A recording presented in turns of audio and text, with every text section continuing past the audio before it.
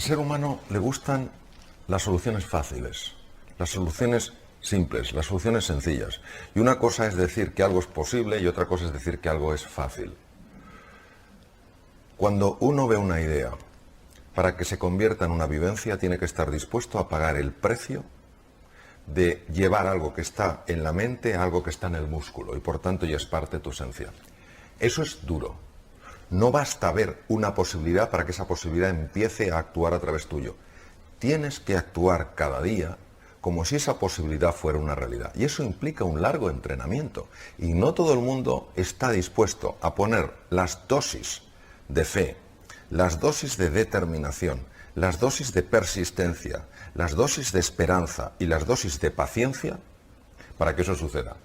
Hay muchas personas que no están dispuestas a hacer este trabajo. Quieren el camino fácil y la transformación de la mente es una gran posibilidad. No es un camino fácil. Por eso yo suelo comentar que el cambio profundo, la transformación, no es asunto de erudición, es asunto de motivación. No todo el mundo tiene el hambre que es necesario tener para hacer lo que es necesario hacer. Y claro, luego buscamos justificaciones y buscamos excusas. ¿Por qué sabemos que la gente que tiene ese hambre y esa motivación y esa garra por hacerlo lo logra? Porque podemos observar que hay muchos casos de personas que han creado sus sueños y las han hecho realidad. Y no ha sido nada fácil, pero han persistido, han creído en la idea, han seguido adelante. Por eso, bueno, desde mi punto de vista, lo mismo que para aprender un idioma nuevo, por ejemplo el inglés, primero tienes que sentir la necesidad y la ilusión y luego necesitas un periodo muy largo donde te sientes muchas veces haciendo el ridículo porque no te entienden cuando hablas, porque tú no entiendes cuando ellos hablan.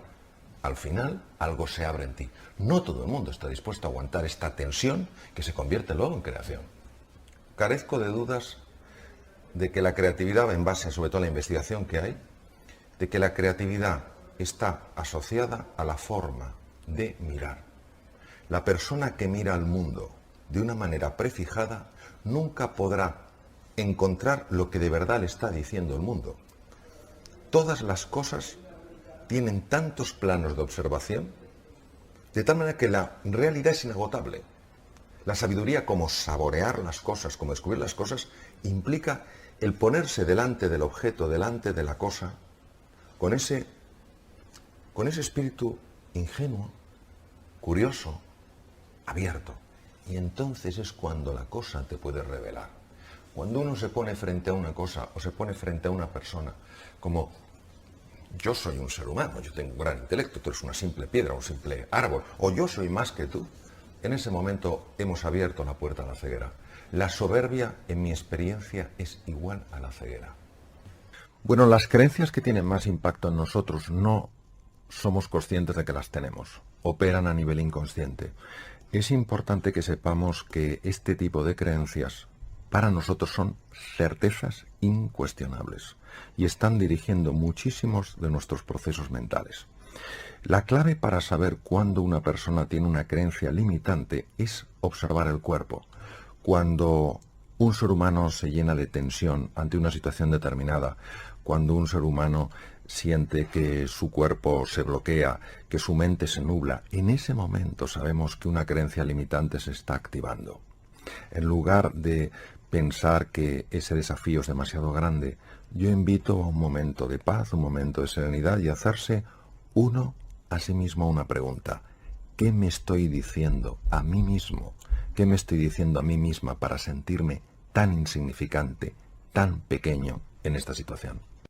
Es difícil porque las creencias inconscientes tienen, yo lo llamo su propio sistema inmunitario, su propio sistema para preservarse y mantenerse. Es mi experiencia que cuando buscamos espacios de soledad, espacios de tranquilidad, y hacemos esta pregunta y tenemos la paciencia de aguardar, surge una idea de un lugar muy especial, no procede, la sensación es que no procede de la cabeza, la sensación es que procede del cuerpo.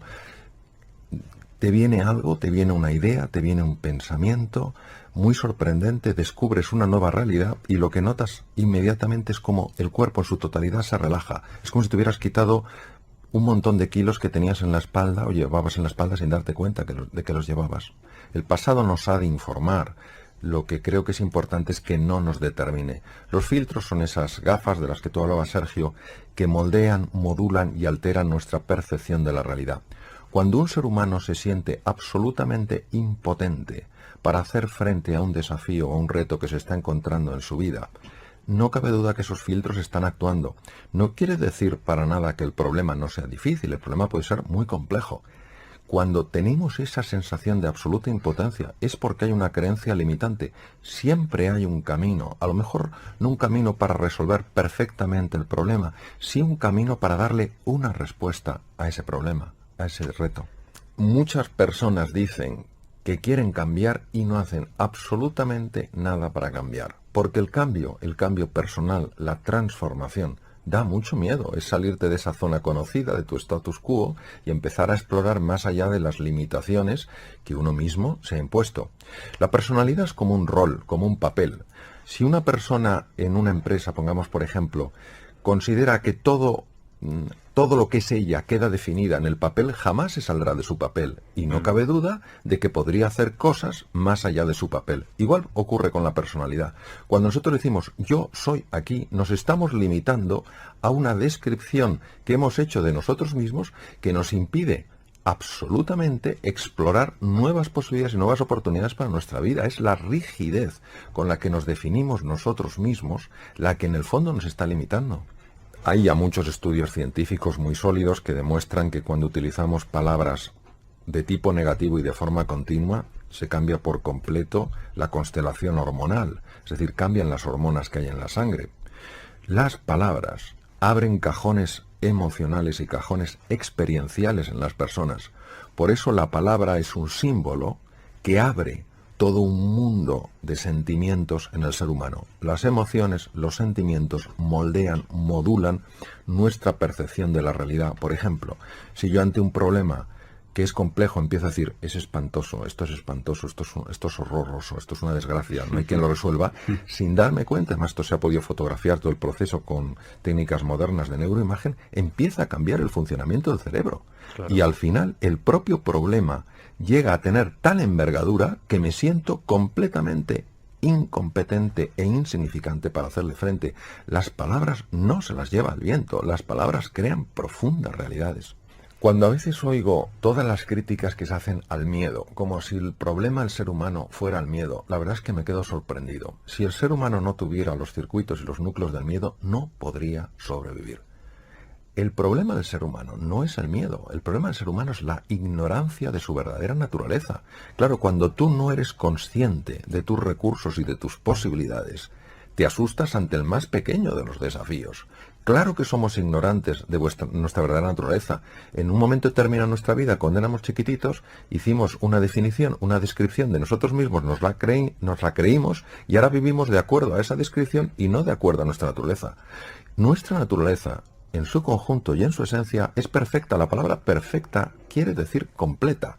Es decir, no somos mecanismos de relojería averiados que nos tienen que arreglar porque no damos la talla. Somos seres excepcionales.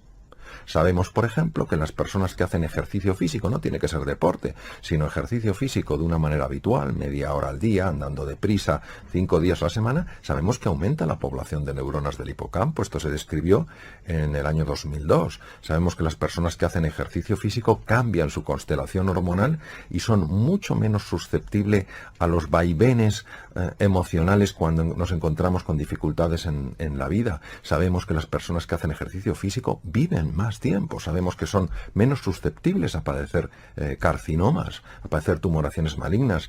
Necesitamos retomar este papel trascendental que juega el cuerpo en todo lo que es la vida completa de un ser humano. La aceptación solo significa reconciliarse con la realidad. Es decir, asumir una realidad sencillamente porque es, aunque no me guste. La aceptación deja de resistirse a lo que es, deja de luchar con la realidad. Es decir, si a mí me diagnostican un tumor maligno, la aceptación no quiere decir que me guste, la aceptación no quiere decir que esté de acuerdo, la aceptación es que asuma que esa es la realidad y con esa realidad ahora tengo que jugar. ¿Qué ocurre cuando yo acepto? Que me aflojo muchísimo, que esa tensión de la rebeldía contra la realidad produce cambios muy negativos en el funcionamiento del cuerpo y del cerebro. La resignación es una actitud pasivo-agresiva. Es decir, no es que yo me ponga a dar gritos, no es que yo empiece a dar voces, pero hay una resistencia, hay un rechazo oculto a esa realidad. Sabemos que la actitud pasivo-agresiva, mantenida en el tiempo, cuando es un estado de ánimo, produce una elevación de una hormona que se llama cortisol y que es muy negativa en el funcionamiento, por ejemplo, del sistema de defensa, del sistema inmunitario, en el metabolismo óseo, en el funcionamiento del tubo digestivo. Es decir, la aceptación me permite tomar acciones una vez que he asumido que esa es mi nueva realidad. Cuando una persona se ha definido con un papel, quitarte ese papel es quitarte tu sensación de valor. Esto, por ejemplo, pues lamentablemente lo estamos viendo con mucha frecuencia ahora. Una persona que se ha visto durante muchos años pues en un cargo determinado, en un puesto determinado, y por las cosas que están ocurriendo se ve sin puesto de trabajo, lo que ha perdido es un cargo, no se ha perdido a sí mismo. Esa persona sigue teniendo un extraordinario valor, sigue teniendo unos enormes recursos, una tremenda potencialidad. Ahora, si esa persona se define en base a ese papel, pensará que ya no es nadie. Lo mismo pasa en las transformaciones de la identidad, de la personalidad. Empezamos a tener sensación profunda de vértigo y creemos que si expandimos los límites de nuestra personalidad ya no nos reconoceremos a nosotros mismos. Y en el fondo lo que haremos será desplegar y permitir que florezca la verdadera naturaleza, la verdadera realidad que somos. La crisis, en el fondo, es una llamada a hacer un cambio fundamental en la forma de pensar, en la forma de vivir y en la forma en la que la sociedad contempla las cosas. Lo que ocurre es que dependiendo de la forma en la que nosotros valoramos esa crisis, vamos a obtener un resultado u otro. Por ejemplo, si una persona ante una situación de crisis, una situación de dificultad, una situación de inflexión en su vida, lo valora como una oportunidad para hacer un cambio fundamental en su forma de comportarse, en su forma de moverse, en lo que sea, en ese momento esa crisis le va a ayudar a explorar un campo nuevo. Si una persona ante una crisis empieza a valorarlo como una desgracia, como un espanto, como algo terrible, la propia emocionalidad que surge de ese diálogo interno le va a impedir encontrar posibilidades aunque las tenga delante de las narices. Es la valoración del evento lo que genera la experiencia en la persona. El ego hay que entenderlo no como una estructura fija, sino como una estructura dinámica. El ego es nuestra identidad. Y el ego puede tener dos posicionamientos. Uno es un ego completamente estanco, un ego poroso. El ego estanco hace que yo me sienta completamente separado del resto. No veo ningún punto en conexión. Solo me preocupa sobrevivir. Solo me preocupa utilizar a los demás para mis fines. Esto es tremendamente lesivo, porque además es fuente de infelicidad y fuente de enfermedad. El ego poroso es cuando yo reconozco que sí, que tengo un cuerpo distinto, que tengo formas distintas de ver la realidad, que me gusta más un color, que me gusta más una cosa, pero a la vez soy consciente que todos los seres humanos formamos una unidad. ¿Por qué? Porque todos tenemos ilusiones, todos tenemos preocupaciones, todos tenemos angustias, todos tenemos luchas internas. Y eso hace que yo, reconociendo que soy distinto de los demás, no me sienta distante. Por eso la base de todo cataclismo es el egoísmo y la base de toda prosperidad es la generosidad. La palabra foco o la palabra atención, el foco de la atención, es clave. Nosotros vamos muy distraídos por la vida. Cuanto más complejo sea el entorno, más claras tienes que tener tus prioridades. Cuanto más difíciles son los desafíos, más anclado tienes que estar en tus valores. Eso es el foco. El foco es no dejarte distraer por cosas que son irrelevantes. En cirugía es fundamental tener foco. En la vida es fundamental tener foco. Tener foco es decir sí a lo fundamental y obviamente para eso hay que decir no a lo que no es fundamental. Cuando nosotros nos encontramos ante un desafío, la mente tiene que hacer una valoración. Y la valoración es de dos tipos. Una, tierra incierta, tierra desconocida. Dos, tierra hostil. Si la valoración que hace la mente es tierra hostil, solo puede poner en marcha 3 mecanismos. Ha sido así por muchísimo tiempo en la evolución de las especies. Uno, la agresión. Otro, la huida. Sí. Y otro, el bloqueo. Pues hay personas que quedan estancadas en la agresión. Se sienten amenazados por la vida, se sienten amenazados por los demás, aunque los demás no les estén amenazando, y eso hace que tomen posturas agresivas, estén muy irritables, tiendan incluso a ser personas violentas. Es una lectura errónea de lo que está ocurriendo. Hay que recordar que cuando usamos palabras, el significado de esa palabra viene dado por el cajón emocional que abre en nosotros.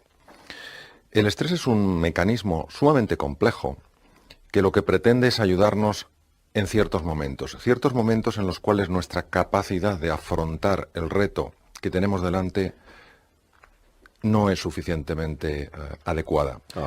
Tenemos 2 mecanismos, el proceso del estrés pone en marcha 2 mecanismos, uno es un mecanismo llamado de supervivencia, que solo se activa o se tendría que activar cuando nos encontramos frente a una amenaza real.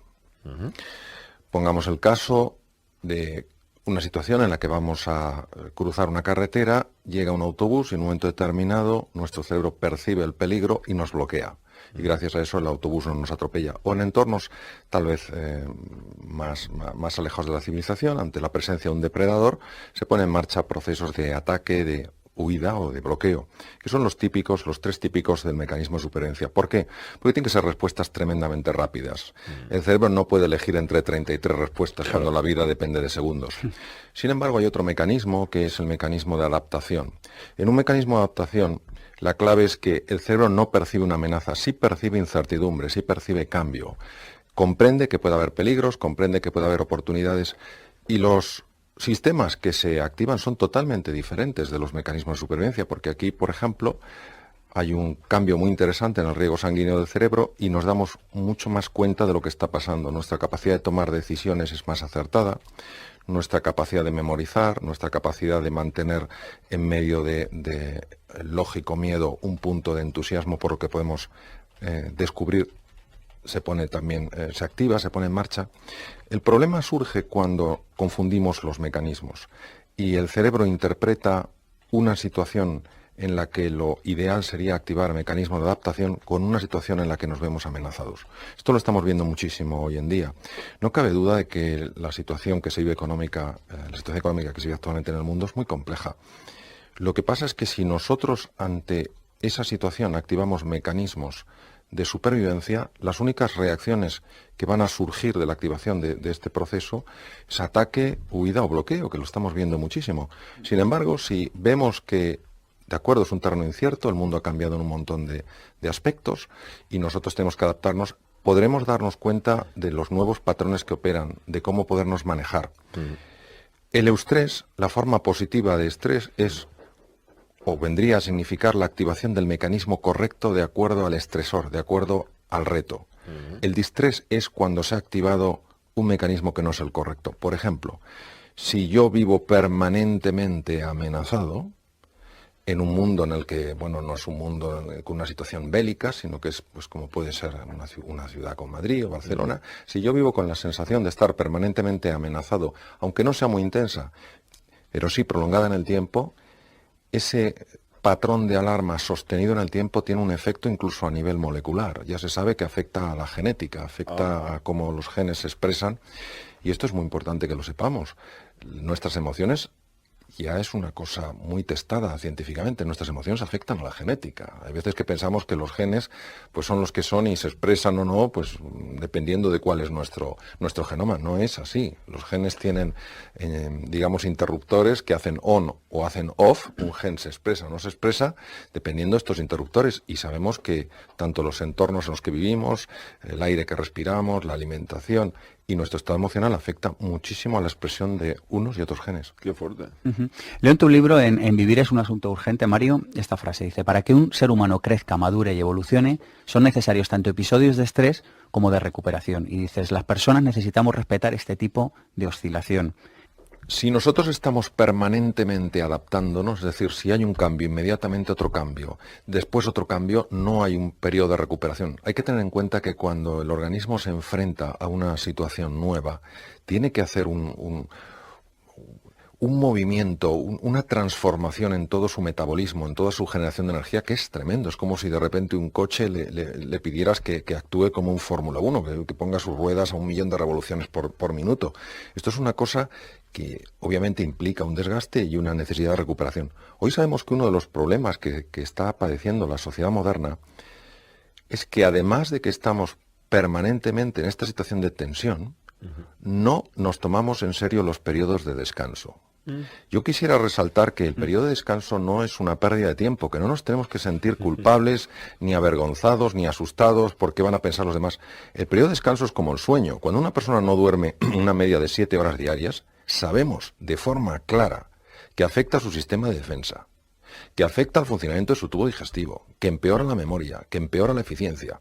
Pero muchas veces todo esto que no sea el hacer, lo vivimos como una pérdida de tiempo. Es absolutamente necesario que busquemos espacios a lo largo del día, sencillamente, son 4 o 5 minutos, dar un pequeño paseo, oír algo de música, cerrar los ojos, algo para recuperarnos, es imprescindible. Si una persona no busca estos periodos de recuperación, automáticamente el organismo se resiente.